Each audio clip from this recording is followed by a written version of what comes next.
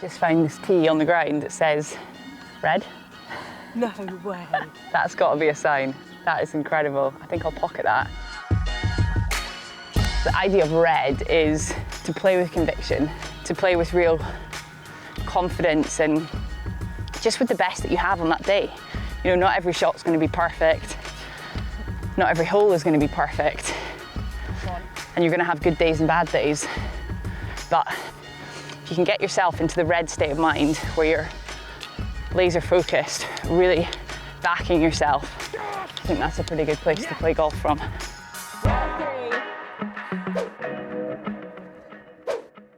Hello everyone and welcome back to On the Road with Iona. Really excited that this is the start of a brand new series called Chasing the Red. And what this series involves is me playing golf and keeping a score for probably the first time in a very long time. And yeah, I feel really nervous about it, to be honest, because I've been living my golfing life in this kind of no man's land of, as many of you may know, or maybe you don't, I am a professional golfer. I had quite an interesting and unique way into golf because I didn't start playing until I was 19. But to that point, I had played international hockey and other sports to international level, so I had the kind of hand-eye coordination. And I was very lucky to get invited onto a sport transfer scheme that allowed me to transition from elite hockey to elite golf. And in that process, I was given access to some of the best coaches in the world, and they helped me go from picking up the game to turning professional within a space of 4 years. So as you can imagine, we packed a hell of a lot into those 4 years, and I wish more than anything I had filmed the whole thing because, you know, it was such an interesting journey. And actually the coach I had, my swing coach during that time, is the head coach here. His name is Christian Baker. And so it feels really special that we've come full circle and I'm back here. We're at Sunningdale Heath today, which is a beautiful little golf course just outside of London. And Christian is here and I'm gonna, okay mate, how are you? Good. It's my old coach. Obviously Christian was my original golf coach, the guy who helped me on my way to actually becoming somewhat proficient at the game. So it's kind of nice to come back here. He's a bit more than proficient. It was absolutely incredible, you know, the way that we unpicked the game. Unique. It definitely was. Uh-huh. I think the way you applied yourself though was very different as well. You know, it's no question you gave it 100%. Yeah, I certainly did. That's the other thing I think is from 4 to +3 in whatever it was, 18 months, you can't do that on just improving technique. No. I think that was the point, was your application was pretty unique, wasn't it, really? You know, yeah. It was 14-hour days, 6 days a week at least. Yeah, it was. And I've think got the battle wounds to tell the tale. Unfortunately, that is the, Now the idea of this series is to play, and the name Chasing the Red is all about chasing into the subpar numbers, so 1 under par, 2 under par. And the reason I've called it that is because I feel like for me, I still aspire when I play golf to break par. Level par is a good round, but if I can break par, then I feel pretty satisfied. So although I haven't been playing golf very much, you know, many of you, if you watch the golf, will see that I'm out following the DP World Tour around, the PGA Tour. I commentate, I present, and I do everything in between out there on the tours. And that takes up the majority of my year. So realistically, I don't play that much golf anymore. I'd say I play once a month, if I'm lucky. I don't practice. The reason I stopped playing golf after the 4-year incredible journey that I went on was because unfortunately I developed a wrist injury and I had 3 surgeries on my wrist, lots of rehab. I tried everything to fix my wrist. I flew around the world. I went to see experts from Timbuktu, Portugal, LA, you name it. I tried to fix the wrist, but I now have stage 4 osteoarthritis in my wrist. So when I play, I have to protect it, but it's not going to stop me.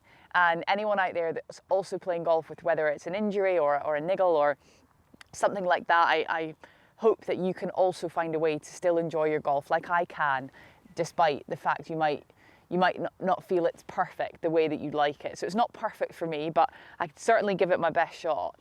And that was why I had to stop playing professionally. I can't practice very much. I have to be really mindful about the balls that I do practice and I do hit. But I am hoping on this journey to identify what it is in my game that's still going well, and what are the areas that have got really rusty and that are letting me down. And then I'm going to go and try and work on them. I'm going to keep stats. I'm going to see some coaches, and I'm going to bring you along with me for every single step of the journey. So let's chase the red together.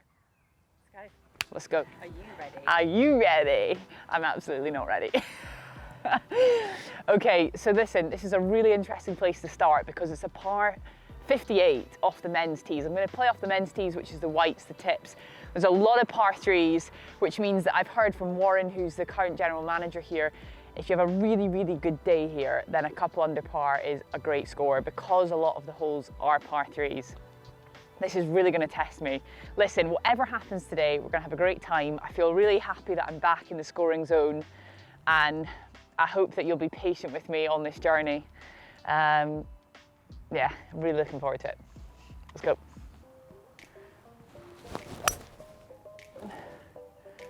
That's a peach.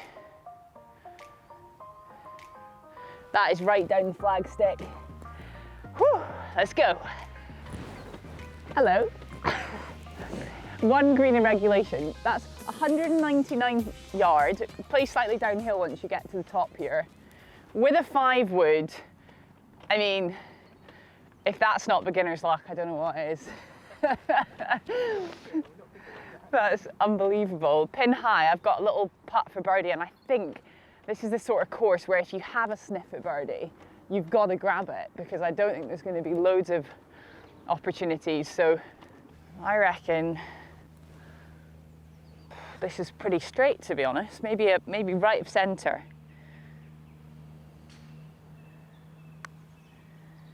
Get there. Ah, oh, drat. You can see there's a lot of moisture on the greens. So gonna have to give it a good hit, but a par to start the whole series. Fantastic. Second hole, another par 3, 171 yards. It's either a big 6 or a smooth 5. Let's go for the smooth 5.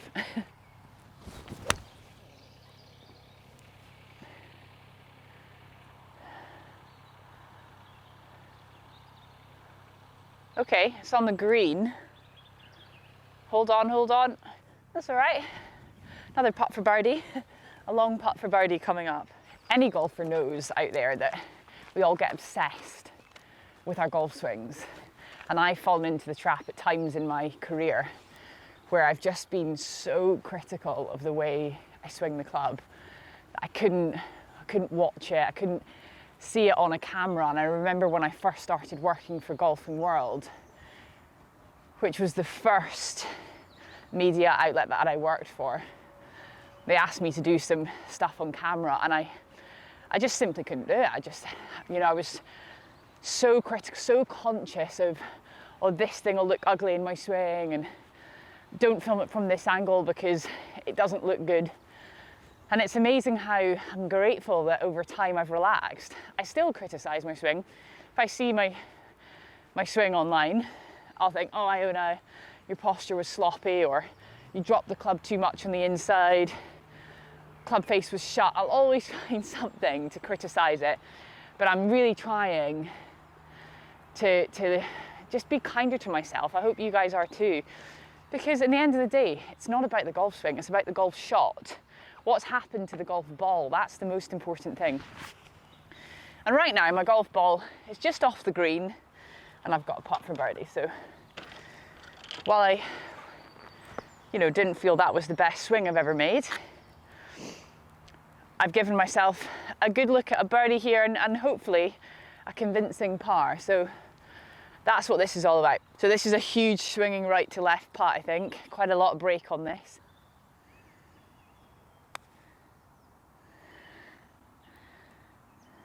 Go. Oof. Another putt coming up short. Quite a lot short as well. That did not have enough porridge.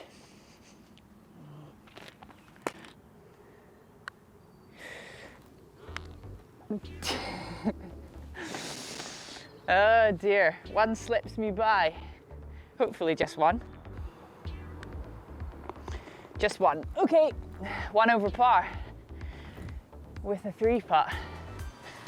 C'est la vie.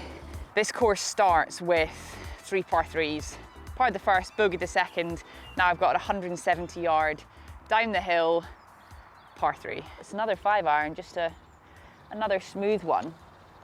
I'm a field player, I would say. I like to work with the clubs I have in the bag. You know, I think sometimes we can all become guilty of thinking, you know, I could get a 6-iron there, I've got to smash a 6-iron there.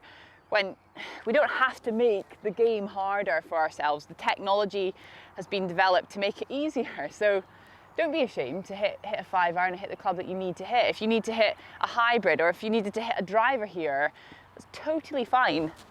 What matters is the shot.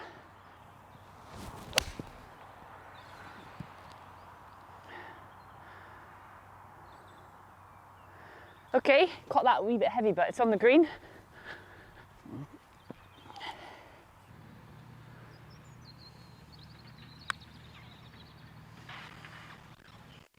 Sit. I'm just going to knock this one in. Par, that'll do. So this is the first time I've got the big dog out.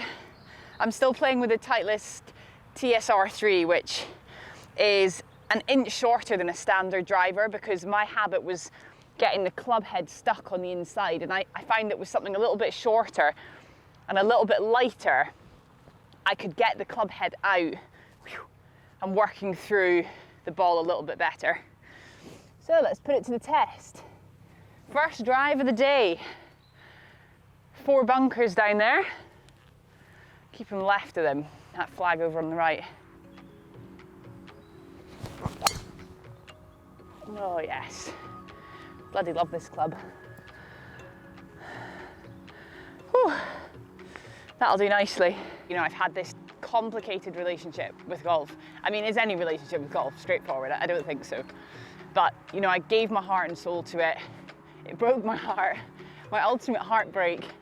Anyway, I didn't really know what to do with myself. You know, I didn't know whether I should play. It took me a while to pick the clubs back up. And then I've tried to rebuild a new relationship with golf, which has been a lot more relaxed, a lot more kinder to myself. And actually it's been great for my golf, because I think it's a great place to play golf from, you know, a place of peace. And that's how I try to approach golf. And when I was on Rick Shields' channel at the end of last year at Crail, it was the first time I had a scorecard in my hand. And if you've seen that episode, you'll know that I was 5 under par standing on the last tee. I bogeyed the last, and I shot a really good score, and it was great fun, and I surprised myself. I really, really did. And I guess it's given me the confidence to go, okay, let's give this a go and see what I'm really capable of. And I've missed this. I've missed the kind of the addiction and the love of getting into a score. So if you would like to see this series come to life, I would really appreciate it if you could subscribe to the channel and leave a comment in the box below of maybe some of the courses that you'd like to see me playing, and perhaps some of the guests that you'd like to see me playing with. That would be great. I really appreciate it. Let's make a birdie. 66 yards is what I'm looking at. It's quite a tricky little number. I've got my 60-degree wedge in my hand. It's a T-grind Titleist Vokey, which is kind of for like really good for tight lies. And I'm just going to play a little 3/4 one, just left of the flag.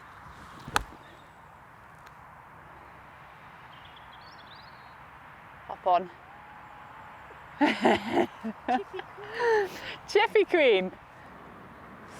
Okay, real opportunity here, but as ever, it's a bit of a slippery putt.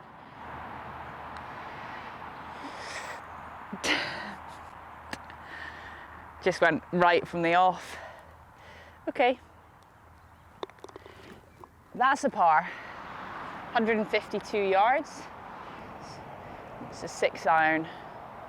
Playing at least 165. It's a really steep hill.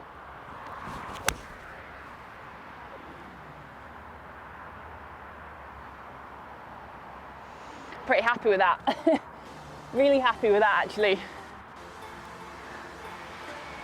Quite tricky this, because you've got these small greens and a lot of the green surfaces are blind, so you don't actually know where the ball's landing. Well, if I don't hole this putt, I'll be absolutely fuming. That is really a very good golf shot. I'm really very, very happy with that. And normally I would just probably give myself that putt and I would walk on, but that's not the purpose of this series. And now you get to watch as I sweat my way, hopefully, to holing this putt, but it's not guaranteed. First birdie of the day. Let's go. Back to level par. And we're still chasing the red. Where's your birdie down?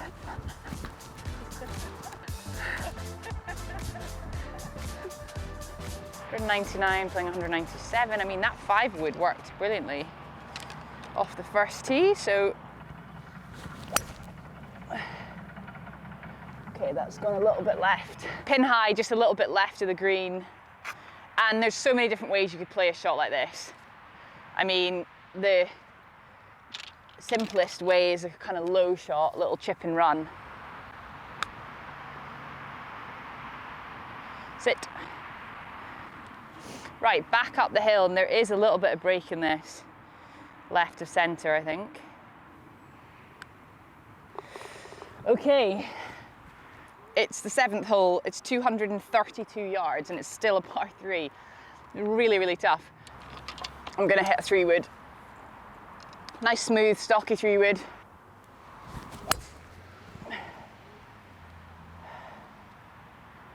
Good strike. Oh, and a good kick. Yeah, that looks all right. Pretty happy with that. Took it a little bit left of the flag. I've always had a problem with hitting my fairway woods left, and whenever I hit them, I have to really exaggerate the feeling of keeping my bum back through impact, and that helps them to go a little bit straighter. It worked pretty well that time. She's looking good in the middle of the green.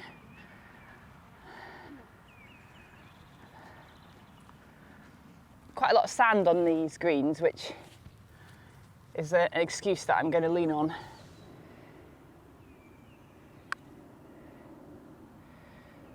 Didn't hit it, Iona. Ah.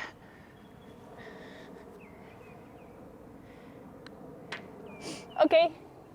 That was a hell of a long par 3, so I'll take a 3 there for sure. You know how sometimes you get over a putt and you just think, I really want to hold this. I had that over that one. Just weak. I think also what's going to be really interesting through this series is I used to use a stats system that I'm going to get up and running again. Online, professional stats system, used to keep every shot. And it was so fascinating, like the patterns that I could develop. And one of the things I discovered about my game back in the good old days was that my scoring average was always a little bit higher in the morning than it was in the afternoon. A little story about when I was playing off about +3 or +4 at the time as an amateur at Wentworth, so just down the road from here. And I was keeping stats. And one of the things I learned was that I was always missing my 9-iron left. It was really random because everything else was going straight or my miss was the right. And for some reason, my 9-iron was always missing left. And it turned out that my 9-iron had actually gotten bent on a trip, obviously in my bag, on the aeroplane, to a tournament.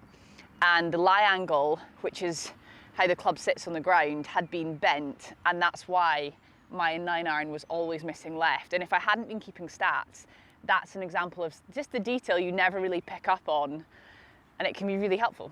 So I'm going to keep stats, and I'll keep you guys all informed about what my stats are saying, and hopefully we can really learn a lot about improving our golf together. That's what I really hope that we're going to do in this series. Right, We are creeping towards the turn and finally a par 4.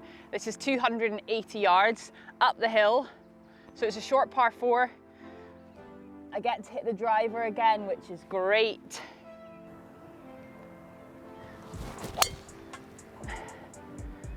Oh, it's gone a bit right.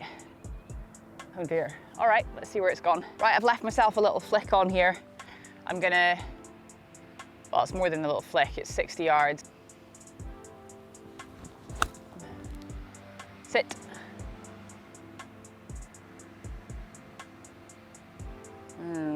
That looks a little bit long. Okay, a little bit of left to right, quite quick down the hill. Go, go, go, go, go. Oh, I barely touched that. All right, another par. This is a day of pars. We've had all pars, 1 birdie and 1 bogey. This is a beautiful little hole, par 3, big bunker, staring at me on the right-hand side in this kind of signature tree just sitting tucked in behind this flag. It's 130 yards, so it's a perfect little 9-iron, couple of yards downhill.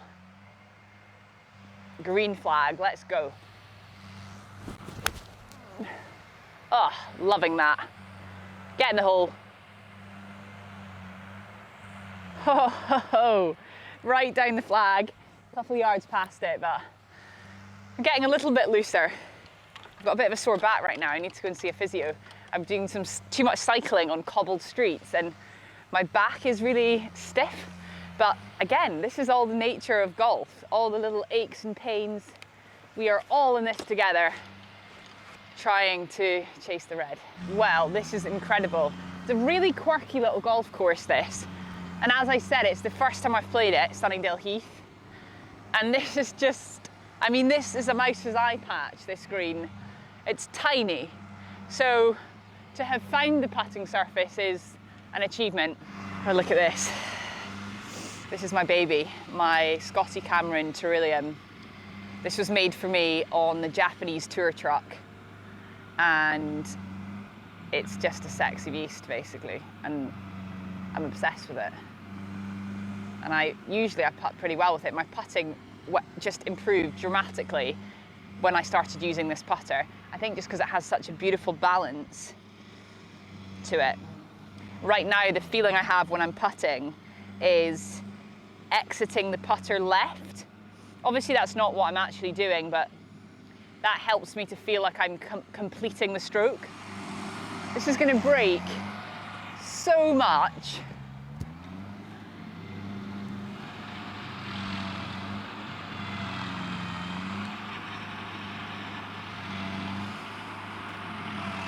Not a bad effort. It's just all falling away there. So I'll take that. It's another par.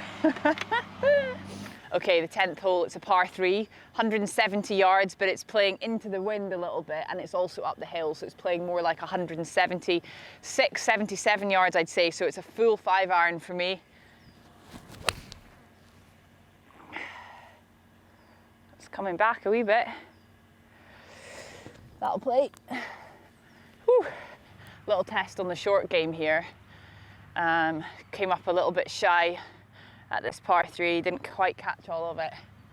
And now I've got a little chip from below the level of the putting surface. Sit.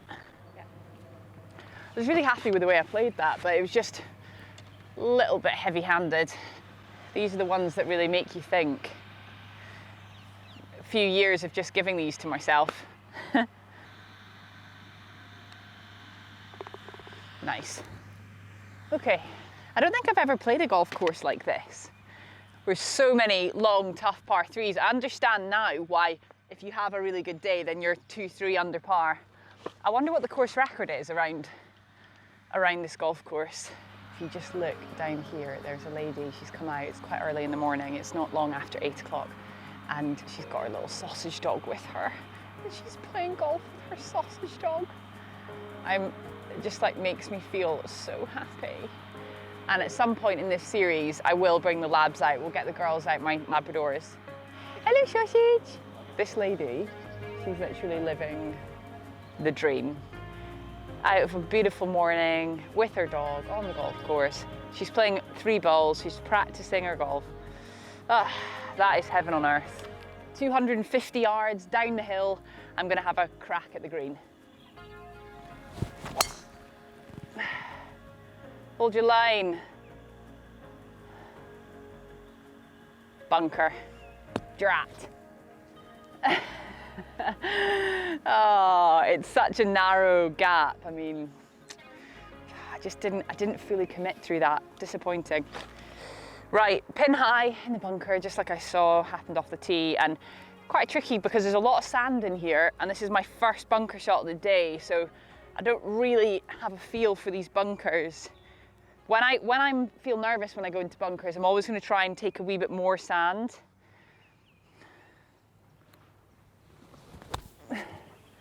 Go. Okay, not bad, not bad. Come on, it's got to be. No.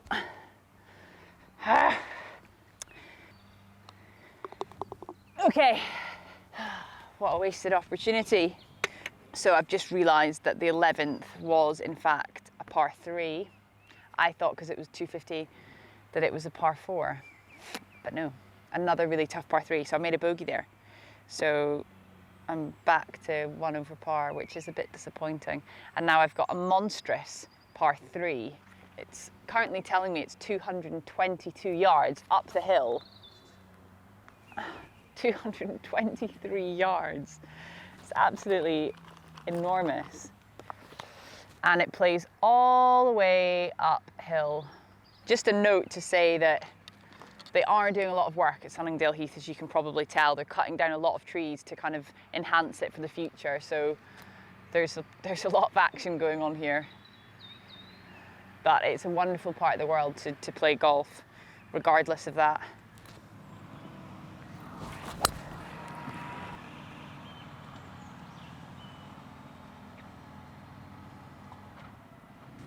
Well, it's up there.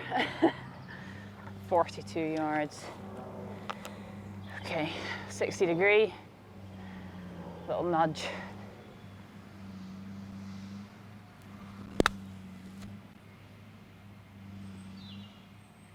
I'm pretty happy with that. For par.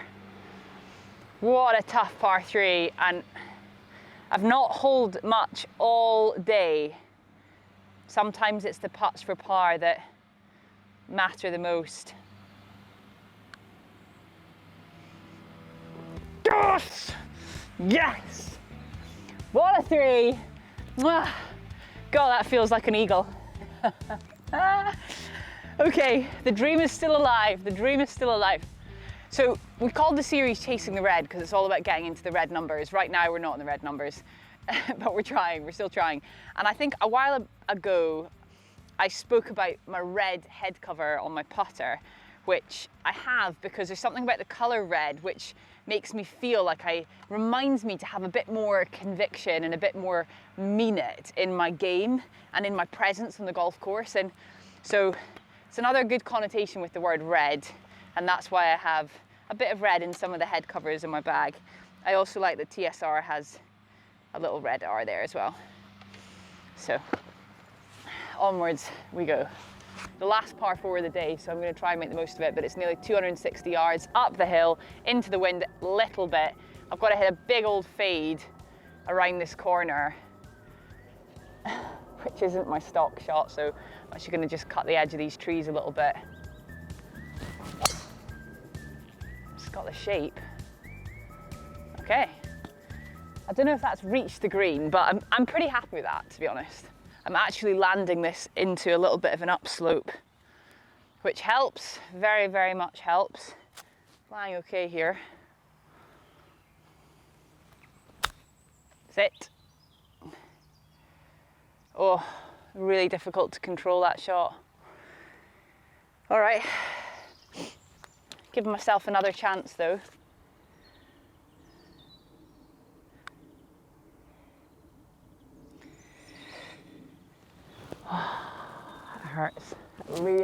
starts.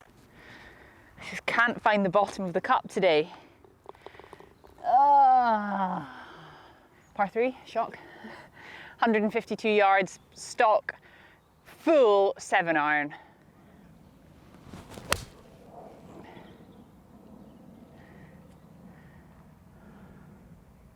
Yeah, it's another green anyway. Right, I'm just off the green, opting for the putter.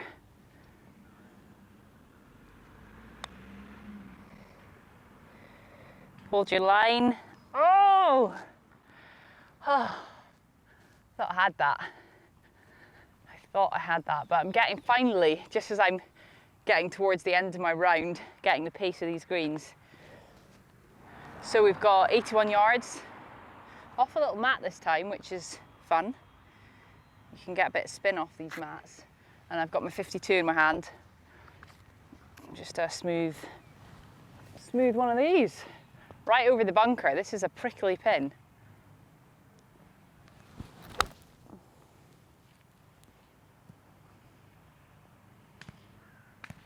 Okay, not bad. Right, what do you think, guys? What do you think the chances are of me holding this one? Got this. Yeah, I got this. If you're watching this at home and you've made it this far in the video, then please pray for me that I can hold this putt. The green looks beautiful. Good condition all the way to the hole, and there's not a lot of break in it.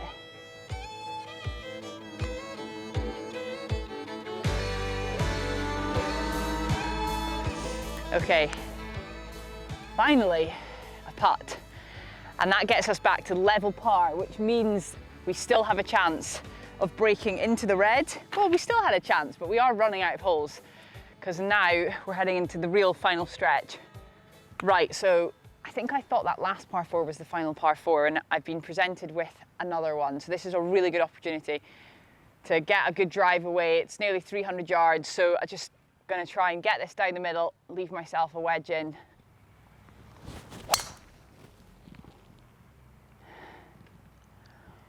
Perfect. 65 yards.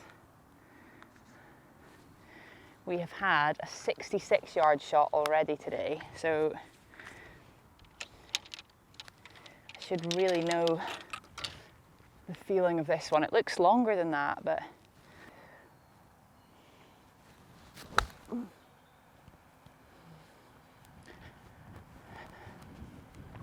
okay. Right, this is a very makeable putt. No, there is no break. I'm trying to see something that's not there.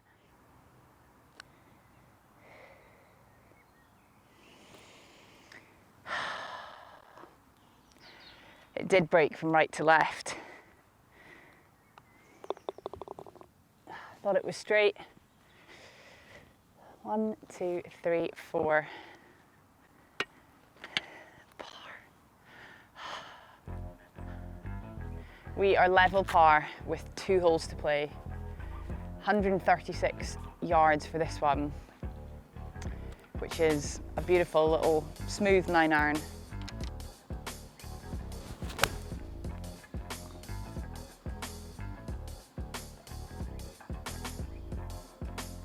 Stop.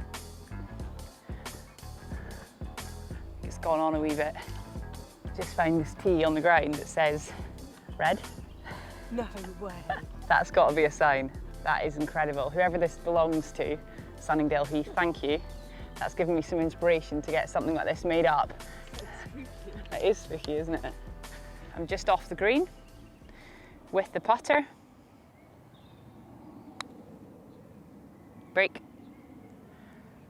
Oof. Thought that would just move round, but this is not what I wanted. Just that little tester, kind of 3.5 feet, just outside this circle of trust. Ugh, that is horrible. Whew. Okay, we head to the final tee, level par, and I've got one last opportunity to try and break into the red and see if I can finish. Well, I'm pretty happy with the day's work regardless of what happens. It's a short-ish hole, Some of these par threes have been absolutely savage. I think the par that I made on the par three up the hill was probably the whole of the day so far, but the tee looks like flags on the left, tee over here on the right. One more hole, let's go.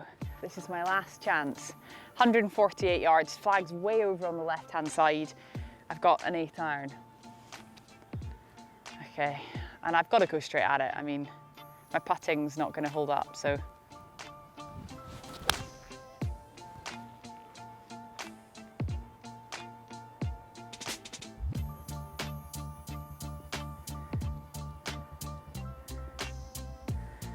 Okay, I think that's going to be fine. It was going right down the flag and then it just tailed off a little bit at the end to the left. So let's go and have a look at how realistic this chance is for birdie. Well, it's a beautiful little setting to finish here at Sunningdale Heath, this gorgeous wee clubhouse. It's this very sweet course and you can see my ball here just left of the flag as I thought it was. It's pretty good for length, but it's I mean, it's outside the range that you're realistically looking to hole for birdie, and given my putting today has been, this is a really, really tough putt to try and break into the red. Right, this is a left to right putt. I think I really struggle on left to right putts more than I do right to left, but nonetheless, I'm gonna give this everything I've got. Up the slope, it's gonna break from left to right. I am not going to leave this short. This is to get into the red. Nope, it's gone right. I knew from the off that wasn't in. Drat! Right, I'm going to really concentrate on this one just to make sure I get in home and dry.